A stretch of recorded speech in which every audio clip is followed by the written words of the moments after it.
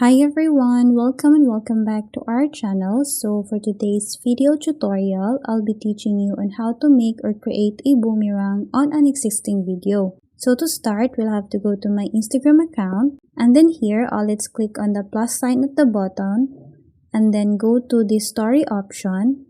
And then here, let's click on the infinity sign which says boomerang. And then now let's go on the upload icon here at the bottom. Click on a video that we want to upload and use it to edit to boomerang.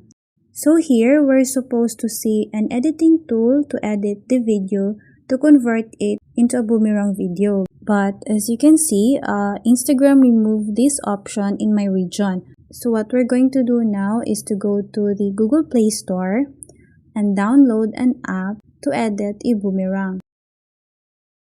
So here on the search bar, let's type boomerang. So as you can see here, there are a lot of options, but let's choose the Boomerang Videos Maker. So to edit an existing video and convert into a boomerang video, we'll have to download this app. So that's how you can edit and create a boomerang for an existing video.